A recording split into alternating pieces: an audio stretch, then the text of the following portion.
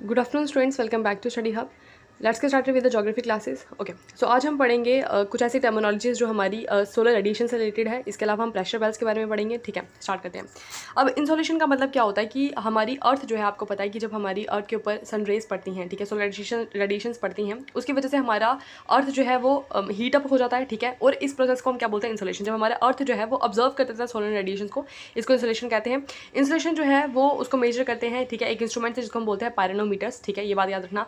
Okay, जो insolation की amount है, ठीक है, कितनी सोलर रेडिएशन जो है हमारी अर्थ ट्रैप कर रहा है, तो वो डिपेंड करता है किन फैक्टर्स पे, बात करेंगे उनके बारे में। The area and nature of the surface. ठीक है, कहने का मतलब ये है कि जैसे अगर हमारा पूरा अर्थ है, ठीक है, अर्थ के ऊपर जो पोल्स हैं वहाँ पे टेम्परेचर अलग होता है। ठीक है, वहाँ पे जो सोलर रेडिएशन जो ऑब्जर्व करने की जो कैपेबिलिटी है अर्थ की, पोल्स पे अलग है और हमारी इक्वेटर पे अलग है। ठीक है, तो नेचर और एरिया जो है वो मैटर करता है यहाँ पर। ठीक है, इस पर डिपेंड करता है inclination of the rays of the sun. अब सन की रेज जो है वो किस तरह से पड़ रही है हमारी, किस तरह पे पड़ रही है और कहाँ पर पड़ रही है, ये भी इफेक्ट करता है। Okay, distance between the earth and sun, और अर्थ और सन के बीच का डिस्टेंस ज़्यादा है या कम है, इस पर भी डिपेंड करता है। ऑब्वियसली बात है कि सन का डिस्टेंस जो है वो कम होगा तो हमारी रेडिएशन जो है वो ज़्यादा जो है पड़ेंगी इसके ऊपर, अर्थ के ऊपर, और अगर डिस्टेंस ज़्यादा होगा तो कम पड़ेंगी। ठीक है, लेंथ ऑफ द डे पे भी डिपेंड करता है। अब लेंथ ऑफ द डे पे कैसे डिपेंड करता है कि देखो, अब अगर हमारा देखो सनराइज़ हुआ, ठीक है, सनराइज़ हुआ वो ज़्यादा देर तक, अब दिन जो अगर लंबा है हमारे पास, तो सन जो है वो ज़्यादा देर तक जो है वो रहेगा, उसकी वजह से भी जो है हमारा अर्थ जो है वो ज़्यादा हीट अप होगा। ठीक है,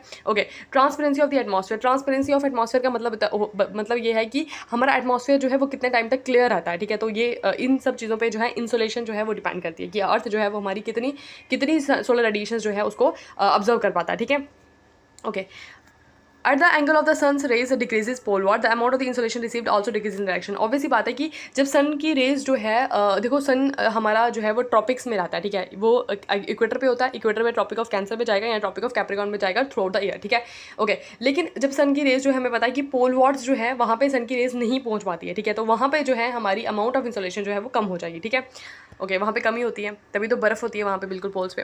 okay, the earth surface does not observe all the energy that it receive. अब हमें पता है कि अर्थ जो है वो सारी की सारी एनर्जी जो है वो रिसीव नहीं करता। ठीक है, और कुछ जो है सोलर रेडिएशन वो रिफ्लेक्टेड बैक, ठीक है, कुछ सोलर रेडिएशन जो है वो वापस रिफ्लेक्ट कर देता है, और उसको क्या बोलते हैं? एल्बेडो बोलते हैं। ठीक है, दो चीज़ें पड़ी, इंसोलेशन, ठीक है, इंसोलेशन जो वो ऑब्जर्व करता है हमारा अर्थ, ठीक है, और इसके अलावा हमने पढ़ा एल्बेडो। ठीक है, एल्बेडो क्या होता है कि जो सन रेज जो है हमारा अर्थ रिफ्लेक्ट बैक कर देता है, उसको हम बोलते हैं एल्बेडो। ठीक है जी, इतना समझ आया?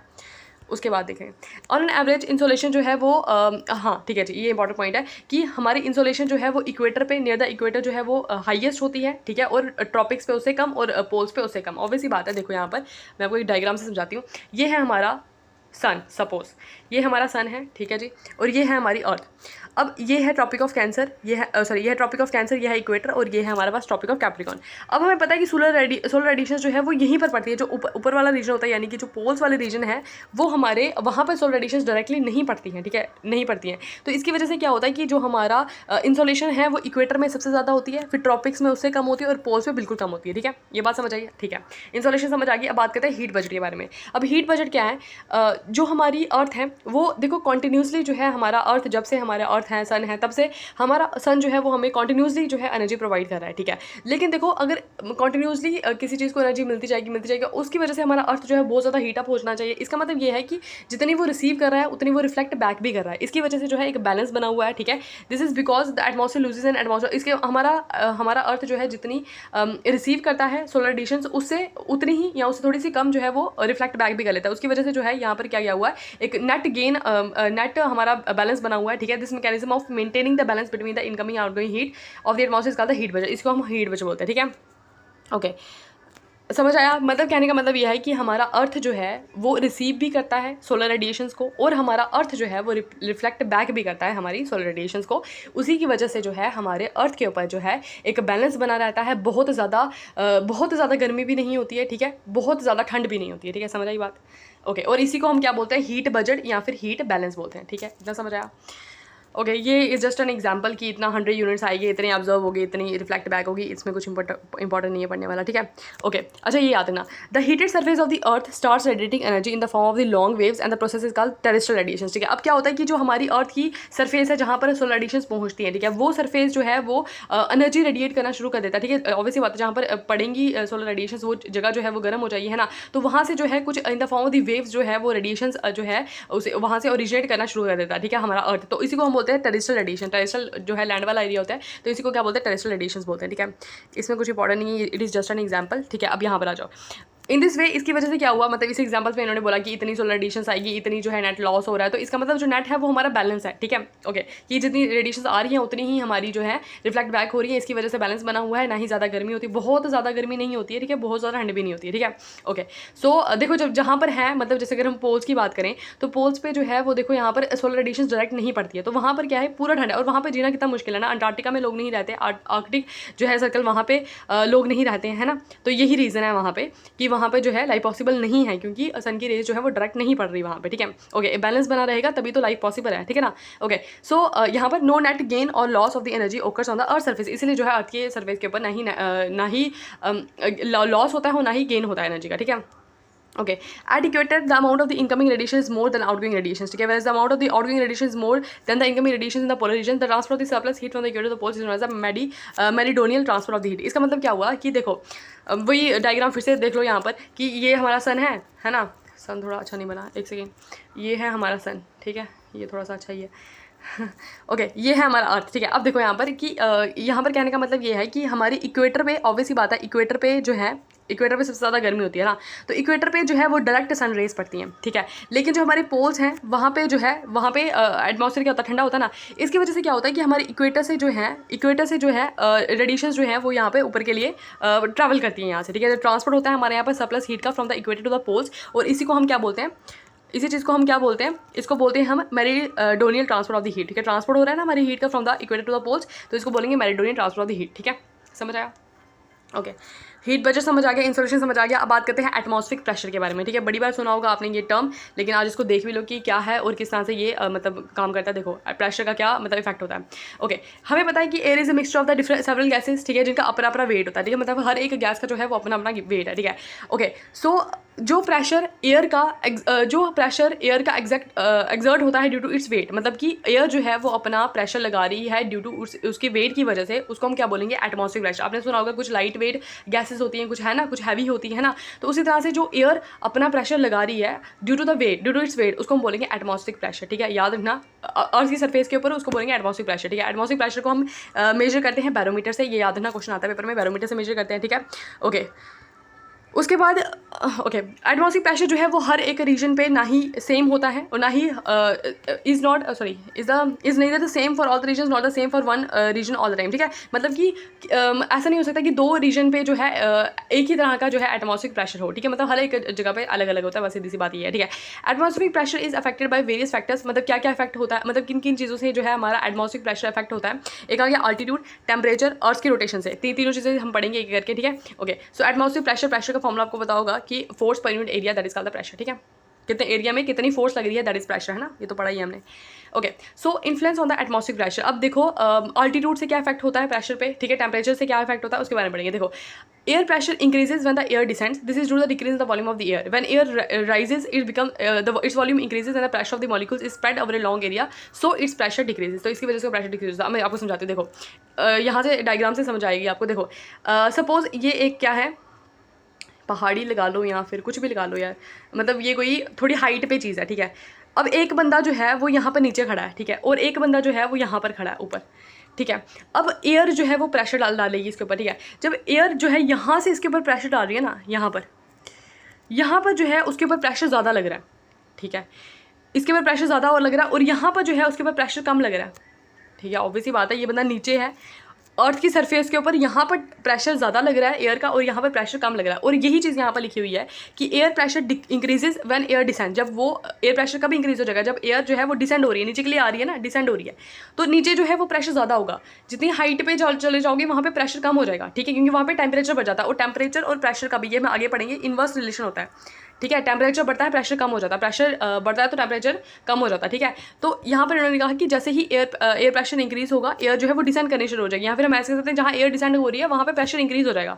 ठीक है, क्योंकि एयर की वॉल्यूम जो है वहाँ पे डिक्रीज हो जाती है। ठीक है, वॉल्यूम डिक्रीज होने की वजह से वहाँ पे प्रेशर इंक्रीज हो जाता है। और उसी का उल्टा जब हम करेंगे, जब एयर जो है राइज करती है तो वॉल्यूम इंक्रीज हो जाता है, और प्रेशर जो है वो ज़्यादा एरिया में स्प्रेड हो जाता है। यहाँ पर जो है क्या हो रहा है, यहाँ पर प्रेशर मॉलिक्यूल्स जो है वो ज़्यादा एरिया में स्प्रेड हो रहे हैं, और यहाँ पर क्या हो रहा है, कम प्रेशर बन रहा है इसके ऊपर, जब वो हाइट पे खड़ा है, ठीक है। तो यही है ऑल्टीट्यूड का, यही है कि जितना बंदा हाइट पे ज़्यादा होगा उसका वहाँ पे प्रेशर जो है वो कम होगा, और जितना बंदा जो है वो नीचे होगा, मतलब ये ज़मीन पर है, ज़मीन पर प्रेशर ज़्यादा लग रहा है, ठीक है जी। समझ आई बात? बस यही है इसके अंदर influence of the atmospheric pressure, pressure के अंदर इतना ही है। ओके, सो अब हम बात करते हैं टेम्परेचर के बारे में। अब टेम्परेचर कैसे इफेक्ट करता है, देखो जो प्रेशर है, जैसे ही प्रेशर एयर का राइज होगा टेम्परेचर जो है उसको गिर जाएगा, ठीक है। प्रेशर राइज हुआ, टेम्परेचर गिर जाएगा, इनके बीच में क्या है, इनवर्स रिलेशनशिप है, ये याद रखना हमेशा, ठीक है। ओके, लो टेम्परेचर जो है पोल्स पे है, हमें पता है कि लो टेम्परेचर होता है पोल्स पे, इसकी वजह से वहाँ पे हाई प्रेशर डेवलप होता है, ठीक है। वही हम पढ़ेंगे यहाँ पर भी, जब हम यहाँ पर नॉर्थ पोल वगैरह पढ़ेंगे ना, यहाँ पर मतलब ग्लोबल प्रेशर बेल्ट्स पढ़ेंगे, वहाँ पर पढ़ेंगे कि क्या होता है कि जहाँ पर पोल्स जो है वहाँ पर टेम्परेचर कम है, प्रेशर ज़्यादा है, वहाँ पे प्रेशर ज़्यादा एक्सर्ट हो रहा है, ठीक है। Okay, where as the high temperature along the equator of the air causes the air to expand, उसकी वजह से एयर एक्सपैंड होती है, ठीक है, राइज होती है, जब वो मतलब बिल्कुल गर्म हो जाती है, और वहाँ पे लो प्रेशर डेवलप होता है। इक्वेटर में क्या होता है, लो प्रेशर जोन बनती है, ठीक है। ओके, यही पढ़ेंगे आगे। ओके, ये है हमारा क्या, ग्लोबल प्रेशर बेल्ट्स हैं, ठीक है। प्रेशर बेल्ट्स पहले पढ़ लेते हैं, फिर एक एक करके समझेंगे, ठीक है। बस ये इसमें कुछ चीज़ें मैं आपको समझा दूँ। ये हमारा यहाँ से 0 डिग्री और बीच में ऊपर है 0 डिग्री से ऊपर 5 डिग्री नॉर्थ से लेकर 5 डिग्री साउथ तक, ठीक है। ये है हमारा ITCZ यानी कि इंटर ट्रॉपिकल कन्वर्जन जोन, ठीक है। ओके, और इसके अलावा आपको यहाँ पर नॉर्थ ईस्ट ट्रेड्स विंड चलती है, ठीक है। ये पढ़ेंगे नीचे, बस एक बार देख लो। ऊपर जो है वेस्टलीज चलती हैं, ठीक है, इनके पढ़ेंगे वेस्टलीज क्या है, और सबसे ऊपर जो है पोलर ईस्टलीज चलती है, ठीक है। ईस्टलीज का मतलब ये क्या, ईस्ट से ओरिजिनेट हो रही है, ठीक है। वेस्ट का मतलब क्या हो गया कि वेस्ट से ओरिजिनेट हो रही है, ठीक है। लेकिन इनके बारे में डीप पढ़ेंगे, पहले आप डायग्राम आपको बाद में समझ आइए, पहले पढ़ लो। अब इक्वेटोरियल लो प्रेशर बेल्ट की बात करते हैं, ठीक है। इक्वेटोरियल लो प्रेशर बेल्ट, पहले नाम से देखो, इक्वेटोरियल का मतलब क्या होगा कि इक्वेटर पे है, ठीक है। It is located on the either side of the graphical equator, ठीक है, geographical equator in a zone extending between the 5 degree north से लेकर के 5 डिग्री साउथ तक। मैंने आपको बताया ये वाला एरिया जो है, ये वाला एरिया जो है ये हमारा क्या है, इक्वेटोरियल लो प्रेशर बेल्ट, ठीक है। आगे क्या लिखा हुआ है इसके अंदर, ठीक है। Its location is not stationary, ये कभी स्टेशनरी नहीं होती, and there is a seasonal drift of the this belt with the northward होता है समर के अंदर, समर सॉलिस्ट होता है, और साउथवर्ड होता है विंटर सॉलिस्ट, ठीक है। मैंने आपको बताया था कि जिस टाइम पर क्या होता है कि हमारे यहाँ पर 21 जून का टाइम होता है जिसमें समर सॉलिस्ट होता है। उस टाइम पर देखो जब हमारा सन जो है इक्वेटर पे होगा, तब ये ITCZ, ये जो मतलब ITCZ है, ये यहाँ पर शिफ्ट होगी, ठीक है। जब सन यहाँ पर, जब सन जो है वो ट्रॉपिक ऑफ ऊपर के लिए जाएगा तो ये ऊपर के लिए शिफ्ट हो जाएगी, और अब सन नीचे आएगा तो ये नीचे के लिए शिफ्ट हो जाएगा। वो सन के अकॉर्डिंग ये चलती है, ठीक है। ओके, उसके बाद अगर हम बात करें, ठीक है, साउथ चल जाती है विंटर में, जब सन जो है नीचे शिफ्ट होता है, ठीक है। It is thermally induced because of the intense heating of the ground surface by the almost vertical sun rays, ठीक है। थर्मली इंड्यूस का मतलब होता है कि टेम्परेचर के ऊपर बेस है, ये हमारी ऑब्वियसली बात है, टेम्परेचर के ऊपर बेस है, क्योंकि यहाँ पर डायरेक्ट सनरेज पड़ती है, ठीक है। ओके, क्योंकि ऑलमोस्ट वर्टिकल सनरेज जो है यहाँ पर पड़ रही होती है, ठीक है। Okay, it depends in the zone of the convergence of the north east and south east trade winds. This convergence zone is characterised by the light and feeble winds and because of the frequent calm condition this belt is known as the belt of the calm, ठीक है। मैं आपको बताती हूँ कि यहाँ पर north east south east trade winds कैसी हैं, ठीक है। देखो यहाँ पर अच्छा, आपको एक बात बताओगी कि ये जो हमारी विंड्स चलती है ना, ये भी हमारी कैसे चलती है, हमारी हाई प्रेशर से लो प्रेशर चलती है, ठीक है। हाई प्रेशर से लो प्रेशर चलती है ना, यहाँ से ये देखो north east trade wind, north east का मतलब होता है नॉर्थ ईस्ट से आ रही है, और ये साउथ ईस्ट ट्रेड विंड्स जो है यहाँ से आ रही है, ठीक है। ये दोनों ट्रेड विंड्स जो है वो यहाँ पर टकराती हैं ITCZ में, ठीक है। यहाँ पर बनता है इक्वेटोरियल लो प्रेशर जोन जो है यहाँ पर बनता है। देखो यहाँ से आ रही है, यहाँ से आ रही है, फिर यहाँ से ऊपर के लिए उठती हैं, ठीक है, फिर वो वहाँ से बैठती हैं, तो इस तरह से जो है ये सेल्स बन रही है, ठीक है, सेल्स बन रही है, ठीक है। कैसे, देखो यहाँ से उठ रही है ऊपर, फिर ये ऊपर होकर ठंडी होगी है, फिर यहाँ से आ रही है, फिर नीचे के लिए बैठ रही है, तो इस तरह से ये जो है ये इस तरह से सर्कल चला जा रहा है, तो इसी को हमने सेल का नाम दिया है, ठीक है। अब यहाँ से सेल भी समझ आ गया। पहले ये समझ आया कि कितना मतलब 5 डिग्री नॉर्थ से 5 डिग्री साउथ तक है, नॉर्थ ईस्ट ट्रेड विंड्स चल रही हैं और साउथ ईस्ट ट्रेड विंड्स चल रही है, ये दोनों आपस में टकरा रही हैं, और यहाँ पर क्या हो रही है, ट्रेड विंड्स बन रही है, और हेडले सेल जो है इसको नाम दिया गया कि ये कौन सा सेल बन रहा है, ये जो इस तरह से चल रहा है, यहाँ से भी चल रहा है, यहाँ से चल रहा है, इसको बोलेंगे हेडले सेल, ठीक है। इस तरह से जो है विंड की मूवमेंट्स होती है, ठीक है। ओके, और प्रेशर बेल्ट जो है वो इस तरह से चेंज होते हैं, ठीक है, समझ आया। ओके, इसके अलावा हाँ लास्ट टाइम क्या हुई है कि इसको जो है ये फ्रीक्वेंटली ओके, ये जो है बहुत फ्रीक्वेंट काम कंडीशंस होती हैं हमारी यहाँ पर, ठीक है। एक सेकेंड यार, एक सेकेंड, ये कहाँ जा रहा है। ओके, सो यहाँ पर जो है बहुत ही ज़्यादा काम कंडीशन होती है हमारे इक्वेटर पे, ठीक है। इसलिए जो है इस जगह को जो है क्या बोला जाता है, बेल्ट ऑफ द काम और डोल्ड्रम्स, ठीक है। क्वेश्चन पूछा जाएगा आपको, बेल्ट ऑफ द काम और डोल्ड्रम्स जो है वो किसको बोला जाता है, तो ये हमारा इक्वेटोरियल लो प्रेशर जोन जो है इसको ही हम क्या बोलते हैं, बेल्ट ऑफ द काम और डोल्ड्रम्स, ठीक है। यार ये बार बार क्या होता है इसको, वेट अ सेकेंड, ठीक है जी, ये समझ आया। अब बात करते हैं सब ट्रॉपिकल हाई प्रेशर बेल्ट की, ठीक है। अब उससे ऊपर वाला जो जोन होगा ना, मतलब ऊपर वाली जो बेल्ट है, ये वाला एरिया मैं आपको बताती हूँ, ये 30 डिग्री नॉर्थ और ये 30 डिग्री सॉरी 30 डिग्री नॉर्थ और 30 डिग्री साउथ है यहाँ पर, ठीक है। ये वाला एरिया जो है इसको हम क्या बोलेंगे, इसको बोलेंगे सब ट्रॉपिकल हाई प्रेशर बेल्ट। अब यहाँ पर हाई प्रेशर बेल्ट क्यों बनेगी अब देखेंगे इसके बारे में, ठीक है। तो 30 डिग्री से लेकर 35 लैटिट्यूड जो हेमिस्फीयर में वहाँ सब ट्रॉपिकल हाई प्रेशर बेल्ट है। It is not thermally induce, ये बात याद रखना, ये थर्मली इंड्यूस्ड था, मतलब टेम्परेचर के ऊपर बेस है, लेकिन ये टेम्परेचर के ऊपर बेस नहीं है, लेकिन ये डायनेमिकली इंट्रोड्यूस है, मतलब कि किसी कंडीशन की वजह से चेंज होता है, ठीक है। Formed by the rotation of the earth and sinking and settling down of the winds की सेटलिंग डाउन की वजह से प्लस अर्थ की रोटेशन की वजह से जो है यहाँ पर सब ट्रॉपिकल हाई प्रेशर बेल्ट बनती है, ठीक है।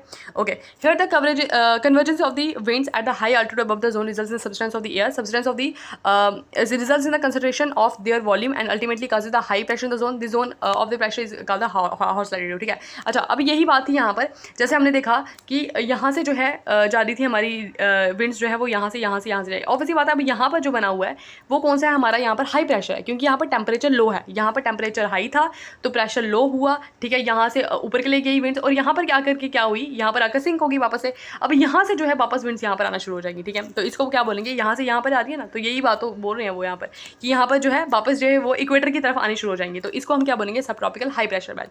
अब इसको क्या बोला जाता है, हॉर्स लैटिट्यूड बोला जाता है, ठीक है, हॉर्स लैटिट्यूड, ठीक है। हॉर्स लैटिट्यूड के पीछे भी एक कहानी है कि इनको हॉर्स लैटिट्यूड क्या क्यों बोला जाता है यहाँ पर, क्योंकि यहाँ पर जो है बहुत ज़्यादा ना मतलब यहाँ पर कंडीशन थोड़ी सी ख़राब होती है, यहाँ पर तूफान वगैरह बढ़ जाते हैं, तो यहाँ पर लोग क्या करते थे, जब शिप्स वगैरह में जाते थे तो अपने हॉर्स को जो है वो नीचे उतार देते थे, मतलब समुद्र में जा रहे थे तो उतार देते थे नीचे, तो इसलिए जो है इस जगह को क्या बोल जाता है, हॉर्स लैटिट्यूड बोल जाता है, ठीक है। ओके, उसके बाद अगर बात करते हैं सब पोलर लो प्रेशर, ठीक है। सब पोलर लो प्रेशर जो है वो एरिया कौन सा आ गया हमारे यहाँ पर, ये आ गया हमारा सब एक सेकेंड कौन सा वाला है, हाँ सब पोलर यही है यार, सब पोलर लो प्रेशर। सब पोलर लो प्रेशर की बात की जाए तो ये वाला एरिया जो है ये हमारा आ जाएगा सब पोलर लो प्रेशर, यहाँ पर भी और यहाँ पर भी, ठीक है। ओके, ये हमारा 60 से लेकर के 65 डिग्री तक एक्सटेंड है, ठीक है। 60 डिग्री से लेकर के नॉर्थ में साउथ में भी दोनों तरह से लैटिट्यूड्स में इतना एक्सटेंड है, ठीक है। The low pressure belt does not appear to be thermal induce, और ये भी जो है यहाँ पर भी लो प्रेशर है और यहाँ पर जो है यहाँ पर लो प्रेशर आ गया। देखो पहले आ गया हमारा हाई प्रेशर क्योंकि सॉरी पहले आ गया हमारा लो प्रेशर, फिर हाई प्रेशर आ गया, ठीक है, फिर हमारा लो प्रेशर आ गया और बाद में फिर से हाई प्रेशर आ जाएगा। तो ये इस तरह से याद रखना, अल्टरनेटिवली याद रह जाएंगे, ठीक है। ओके, सो फिर से एक बार रिवाइज करेंगे ना, फिर याद हो जाएगा। तो लो प्रेशर बेल्ट जो है वो थर्मली इंट्रोड्यूस नहीं है, क्योंकि यहाँ पर क्या है, यहाँ पर सनरेज जो है डायरेक्टली नहीं पड़ रही, because there is a low temperature यहाँ पर लो है, थ्रू द एयर यहाँ पर टेम्परेचर कम रहता है। ओके, नेचुरली फिर यहाँ पर क्या होना चाहिए, they should have been a high pressure, यहाँ पर टेम्परेचर लो है, यहाँ पर प्रेशर ज़्यादा होना चाहिए, but it is a dynamically induce low pressure response. यहाँ पर क्या होता है, लो प्रेशर बनता है, ठीक है। क्यों बनता है देखेंगे, it is most developed and regular in southern hemisphere than in the northern hemisphere because of the over dynamic of the water in the southern hemisphere, ठीक है। आप देखो यहाँ पर अब यहाँ पर क्या हो रहा था, जब हम यहाँ पर आए तो हमने देखा कि यहाँ से जो है लो प्रेशर बना, लो प्रेशर से ये नीचे के लिए गए और यहाँ से इस तरह से जो है सेल चला। अब ये वाले सेल जो है और ये वाले सेल जो है इनको क्या बोला जाता है, फेरल सेल बोला जाता है।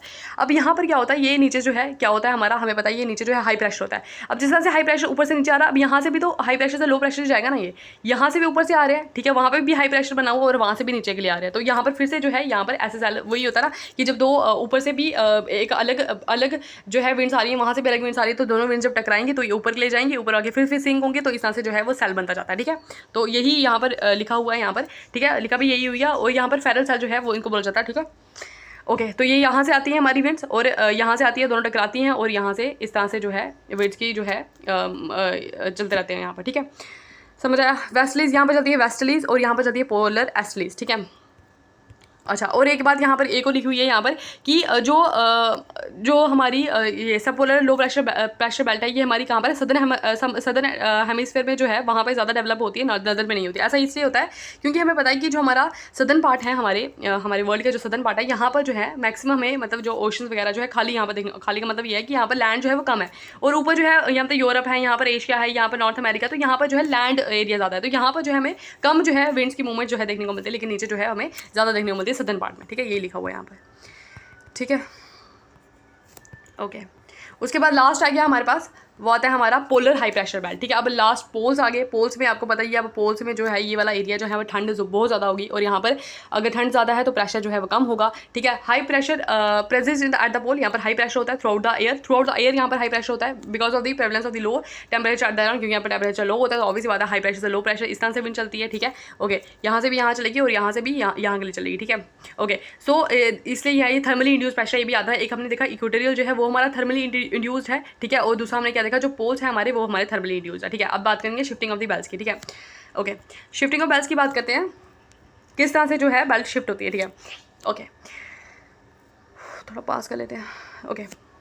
ओके सो ये जो हमारा एंटायर सिस्टम है प्रेशर का और विंड बेल्स का, ये हमारा मिड डे सन, मतलब मिड डे सन के टाइम पर होता है, ठीक है। मतलब ये जून में क्या होता है, जब वैन सन जो है हमारा ट्रॉपिक ऑफ कैंसर के अबव होता है, सारी की सारी बेल्स जो है वो हमारी 5 से 10 degree north of their average position, मतलब नॉर्थ में मूव कर जाती है, मतलब जहाँ पर भी होती है नॉर्थ में, क्योंकि ट्रॉपिक ऑफ कैंसर में मूव करेंगे ना ऊपर वाली साइड में। देखो ये हमारा इक्वेटर है, ट्रॉपिक ऑफ कैंसर 1000 बार बताइए, ट्रॉपिक ऑफ कैप्रिकॉर्न। अब क्या होगा जब हमारी मतलब जून वाला टाइम है हमारा यहाँ पर, ठीक है, नॉर्थ हेमिस्फीयर की बात करें, वहाँ पर क्या होगा, ट्रॉपिक ऑफ कैंसर में शिफ्ट हो जाएगी, ठीक है। सेम मैंने जो हमारा सन जो है हमारा ओवरहेड होगा ट्रॉपिक ऑफ कैप्रिकॉर्न में। जब कैप्रिकॉर्न पे होगा दिसंबर में, सारी की सारी जो बेल्स होती है हमारी south of the average position, अपने साउथ में शिफ्ट हो जाती है, मतलब जहाँ पर भी होंगी। अगर ये हमारा मतलब क्या बोलते हैं उसको, नदर्न हेमिस्फीयर की बात करें, अगर वहाँ पर जो है ट्रॉपिक ऑफ कैंसर में पहुंची है तो वहाँ पे ऊपर के लिए शिफ्ट कर जाएगी, और अगर हमारे ट्रॉपिक ऑफ कैप्रिकॉर्न में है दिसंबर में, तो सारी सारी बेल्ट जो है वो नीचे के लिए शिफ्ट कर जाएगी, ठीक है जी।